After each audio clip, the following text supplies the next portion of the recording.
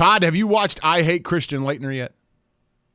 I've seen bits and pieces of it. You're the whole thing bits yet. and pieces guy. Yeah, well, it was on while I was getting dressed yesterday morning at about 3:30 when I came in to fill in for Jesse on the morning show. I saw Travis Ford on there. Do you even like being seen and associated with that shot, Travis? Well, I take that back. I was going to say not really.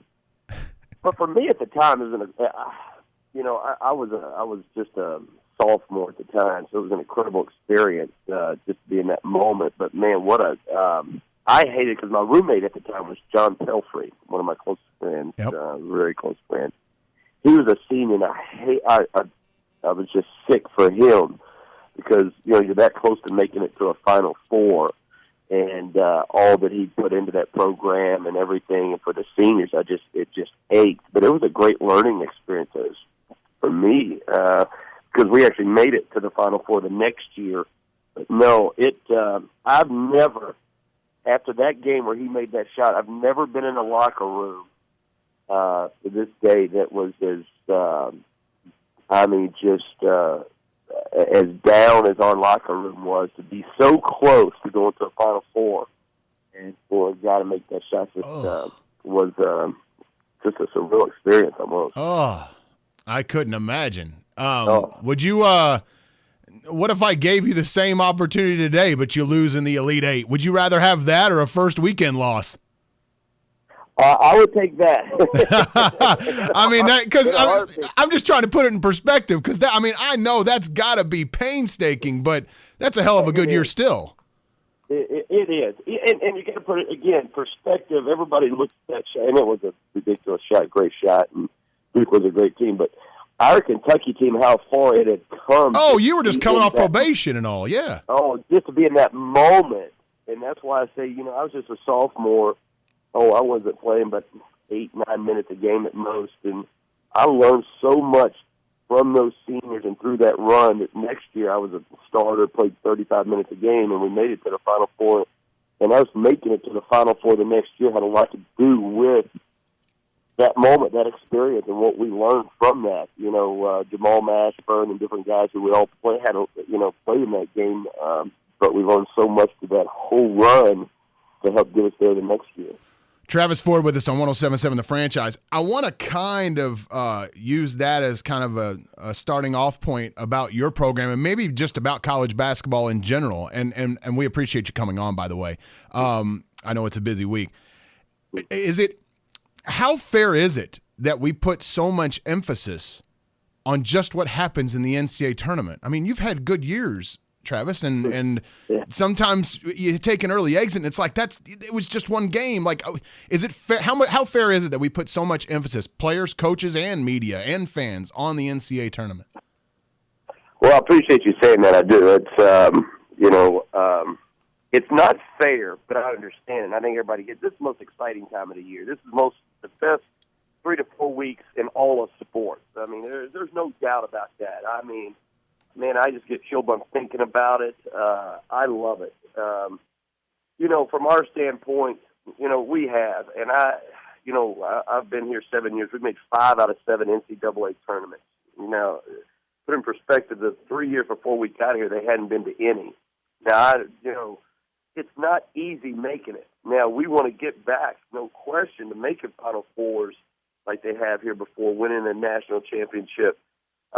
We've won a lot of big games here, beat a lot of great opponents, and won a lot of games. But I understand, where people are coming from. They want to get further into the NCAA tournament. We do too. Nobody wants to do it more than I do. I can promise you that. I can guarantee you that. I haven't left the office in 48 hours.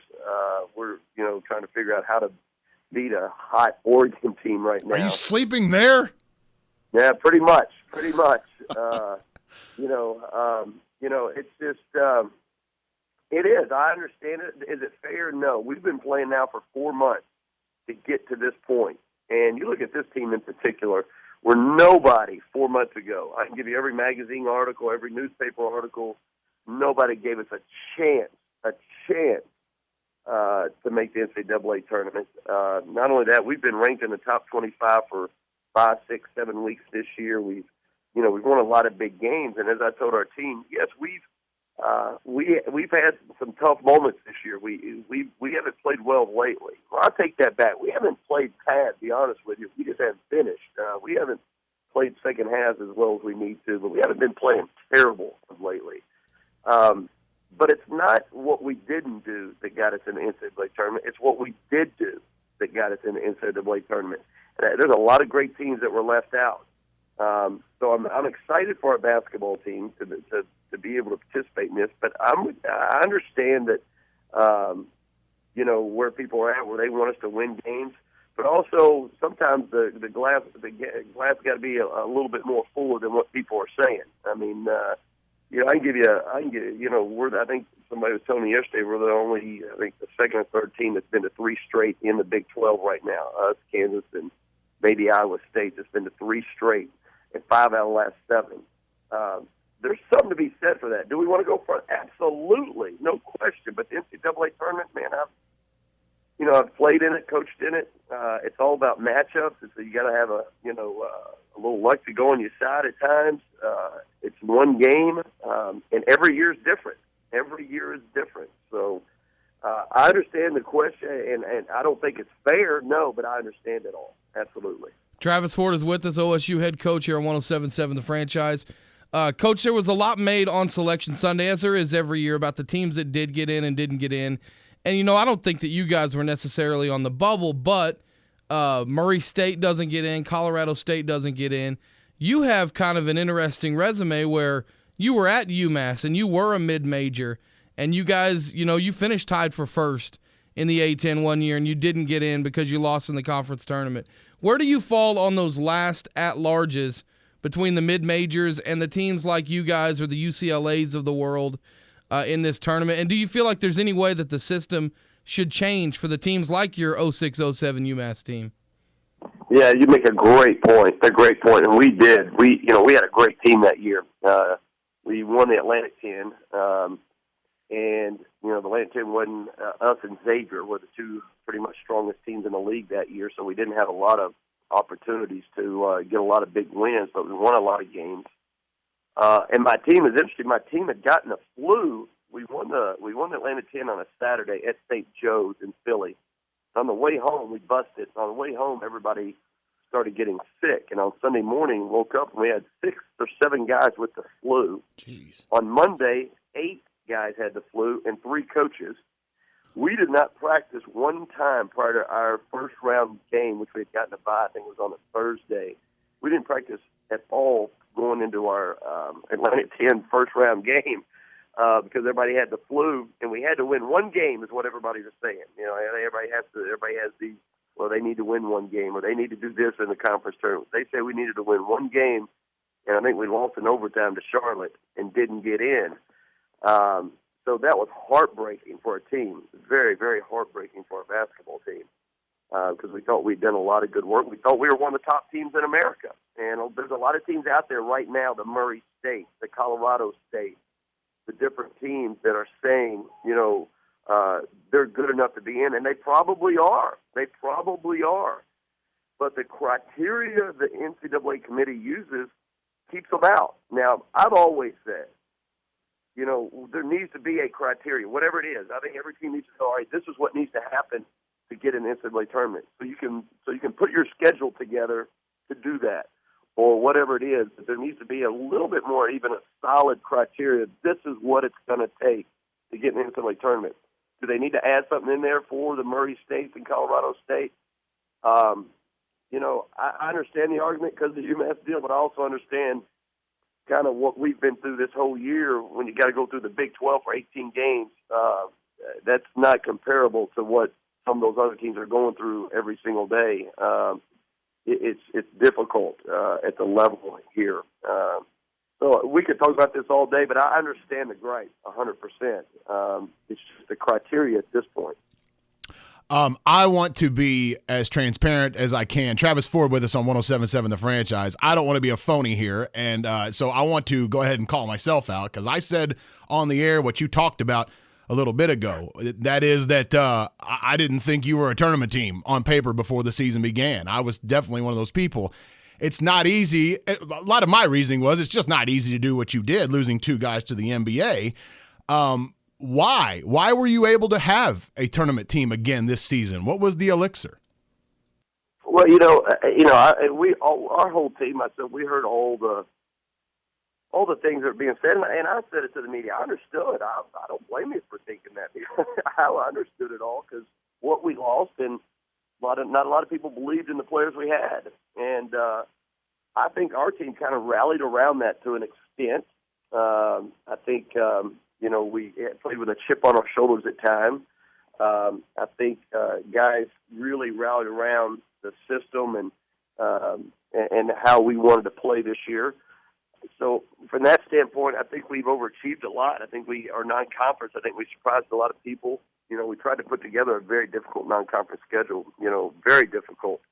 We thought it was going to be with going on the road at South Carolina, going on the road at Memphis, going on the road pretty much at Missouri. It was a home game for them in Kansas City, playing Maryland at home, Oregon State and Tulsa and Las Vegas.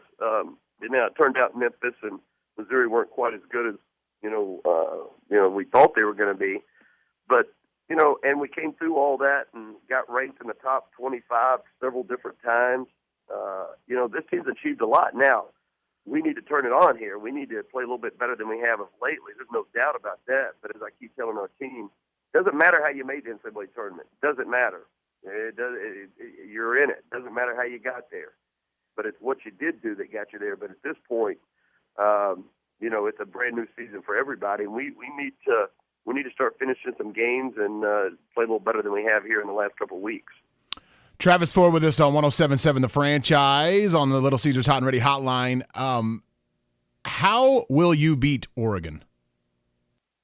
Well, we've got to slow them down somehow. I mean, they are one of the faster teams. I mean, they're similar to, a couple teams in our league as far as their pace is concerned. They're trying to score in the first 16 seconds of the clock. That's what their numbers say. They're averaging 76 points a game. They have one of the most prolific scorers in college basketball in Joe Young, who can really, really score the ball. Player of the year in the Pac-12. And then they've got another young man who is averaging about 15 points a game, who can really, Elgin Cook, who can really, really score the basketball. But this is just a prolific offensive team. And as I was reading a lot of stuff yesterday, you go through it, probably one of the hottest teams in college basketball. Won like 12 out of the last 14 games, and one of those losses was in the finals of the Pac-12 tournament against Arizona. So they had won at one time 11 out of the last 12. So this is a hot Arizona team that can really, really score the basketball, has a lot of weapons offensively.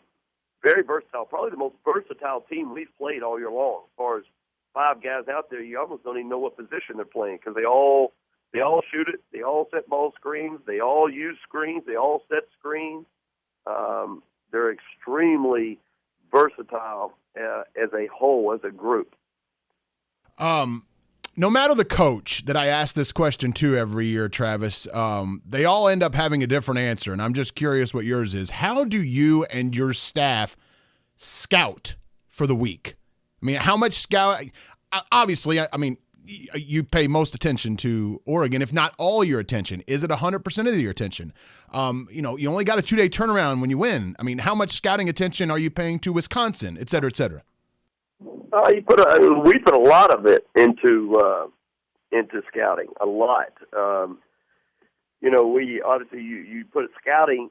We put so much time into scouting to help our own team. So yes, we're paying attention to our team by scouting Oregon and going back and watching different games. We watch games that you look at the schedule, who played them well. So you watch those games. Which games did they really play well? You watch those games. You watch the latest games, and you try to find any little thing that can help your basketball team. I'm just a big believer in that. I learned it under my college coach, Rick Pitino, who I think is the best at it, who spent an enormous amount of time in scouting reports. We do the same thing. I mean, for us as a coaching staff, we this time of year, what else are we going to be doing? Sleeping? I mean, that's really overrated at this point. We might as well be watching some film and getting our team ready. as much as we can. And there's only so much. I mean, there's only so much. You know, you study the stats. That only tells you so much. It'll tell you some. But you watch film and you get down all their not just their plays. You know, I get anybody to go and watch film and write down their plays. But what we really we focus a lot on tendencies. You try to find tendencies of individuals, tendencies of their team, what's going on certain times of the game, coming out of timeout, different things like that that we try to prepare our team for. Not try to overload them, but give them enough that they have the confidence to know, all right, we're prepared, we're ready to go. All right, Travis, I got to ask you an off-the-wall question. And Travis Ford is with us here on 107.7 The Franchise. Any of your players ever come up to you and go, hey, Coach, did I see you in Blue Chips or the Sixth Man over the weekend? Yeah, a few times. I tell you, they come in, the Sixth Man's been on quite a bit for some reason. I don't know why. But, yeah, I saw you last night, or Coach, or a recruit. Man, Coach, I saw somebody. Was that you? And so that kind of gets a conversation going between my players and recruits. But I tell you what's funny, you know, they have the ESPN, the classic channels and different things like that. And you talked about the Christian Laettner one where I was in, but they had one on the Michigan Fab Five. That's who we played in the Final Four. They've been running a thing on that in the last couple of months. We played them in Seattle or in New Orleans in the Final Four, and they showed a bunch of clips of that game with me in it. And there's been a lot of other classic games where I'm playing in those games. And the players that come in the next day, Coach, you tell us to play defense. You weren't playing any defense. I thought you didn't bet it. So those kind of got me in trouble a couple of times. All right, we totally have to. We have already taken up enough of your time, and we appreciate it. So one-liners. I got three more. I mean, you can just do real quick one-liners. You don't have to expound because I know you got to go. How close to full strength is Phil Forte at this point? Well, I didn't know it was going to be this hard to do one line, Travis. Yeah, he's a little banged up right now. You want a percentage? Whatever way you feel would be the best way to describe it. Okay, let's go ahead. Phil's a little banged up right now. I'm going to say, if you don't tell me any better, I'm going to say he's about 50%. No, he's better than 50 now. He's the toughest kid I've ever been around. I mean, he's a tough sucker. But he's got a few nicks and bangs. Phil, I will say this, health-wise and everything, Phil's probably about 70, 75%, but he's going to give you 100%. All right. And how do you change your game plan, if at all, when he's not 100%? We've got, our team changes a little bit in the fact that we'll have other guys step up. I never have, and you kind of guys know, I don't get overly concerned about injuries. That you worry about them, you need guys and everything, but you move on. You can't do anything about it, and you kind of move on to the next deal. Our team changes in the fact that we get some guys in there, a little bit younger guys, but some guys that give us a little bit more size as far as defensively, may lose a little bit offensively at times. We run a lot of stuff for Phil, so you got to, we spread it around a little bit more at times. So it changes a little bit, but we've had a few moments this year where he was sick or whatever, where some other guys stepped up for us. And one more syllable out of the mouth of Travis Ford is all that we ask. One more syllable. Yes or no? I didn't do it on the other ones. I didn't do one word syllable. That's all right. Yeah, I mean, hey, we'll take you for an hour if you want to be on for an hour. But yes or no, Travis Ford hates Christian Laettner. No. Oh, that's not near as fun an answer. Not near as fun. That's and John Pelfrey, if he's listening to this, he will call me in about 2 minutes and just cuss me out one side down the other because I know how he feels. Travis, good luck, man. Safe travels to you. Thanks for coming on. Hey, guys, always enjoyed being with you guys. All right. Thanks, Coach. Likewise.